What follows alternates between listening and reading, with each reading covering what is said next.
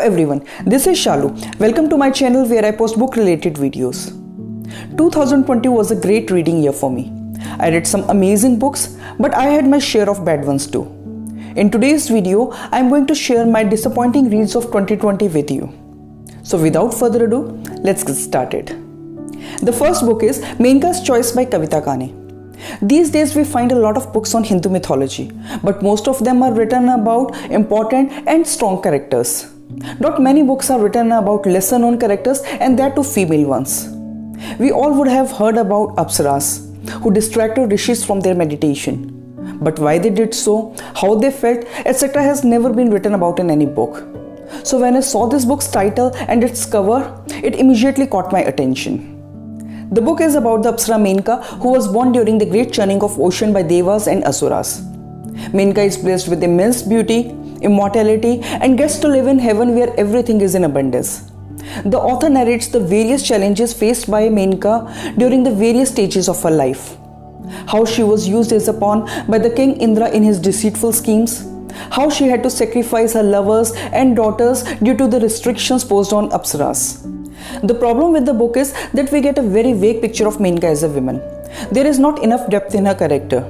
We don't get to know much about Menka as a mother or as a woman in her own right.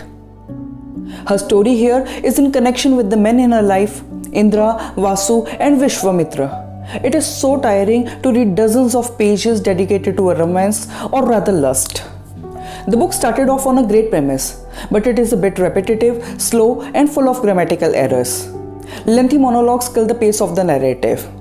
Things which could have been summarized in a few sentences have been stretched to cover chapters. It is too long for comfort and preachy in parts. I picked this book with great excitement and expectation, but it turned out to be a disappointment. The next book is Seriously I'm Kidding by Ellen DeGeneres. I really like Ellen. She is so witty and funny, and this is what I expected from this book. But the book was pretty disappointing. This is not a memoir, this is not a joke book, it is just a combination of short, unrelated bits. There isn't anything substantial in this book. After reading the book, you just don't remember what you read or gained out of this book. It is a collection of Ellen's very random thoughts with very little depth, a complete time waster. The next book is The Kiss Quotient by Helen Hoang. There had been quite a buzz about this book. It is the story of Stella, who has Asperger's syndrome. She is convinced that she is not good at sex and relationships, and so she hires Michael, an escort, to teach her. Michael is described as a very handsome and hot guy, and the two end up falling in love with each other. This is gender swap Pretty Women of sorts. I was expecting a good romantic story, but the story here isn't really that original. Secondly, I had no idea that the book was that steamy. You expect some steaminess in a romantic novel. But there was no romance in this book. It was all about passion and lust. The story was full of cliches. There was very little story and too much sex. I expected a good romantic novel, but it turned out to be rather an erotica. In the end, just another overhyped book. The next book is Burnt Sugar or Girl in the White Cotton by Avni Doshi. The book was shortlisted for Booker Prize 2020, but I simply didn't like it. The book is about a toxic mother-daughter relationship. Antara, the daughter, has suffered both physically and emotionally at the hands of her mother throughout her life. When Antara was young, her mother Tara left her husband's home and went to live in an ashram for several years as the mistress and disciple of the legendary guru. Antara was mostly neglected and left on her own during this period. Now years later, Tara is living alone and is showing early signs of dementia. Antara is forced into the role of a caregiver, a role that is quite difficult for her considering her lifelong troubled relationship with her mother. A great premise for a novel, but here is where my appreciation ends. The narration is haphazard, the characters are disgusting, there is not even a single character in this book whom you can like. And then there is all this focus on bodily secretions and excreta and waste and filth, and this is not even relevant to the story. I have also done a detailed review of this book. I will leave the link in the description box. If you are able to appreciate this book, I am glad, but I just hated this book. The next book is The Hating Game by Sally Thorne. The book had such glowing reviews everywhere and I was quite excited to read it.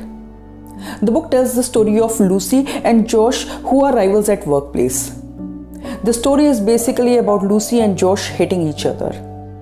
One day, during a team building exercise, Lucy falls ill and Josh takes care of her. And that brings a major shift in their relationship. The novel is about two mature individuals working at important positions in a corporate setup. Yet the two protagonists hardly do anything except staring at each other and getting into petty arguments. The story was so predictable, and then there was so much of making out.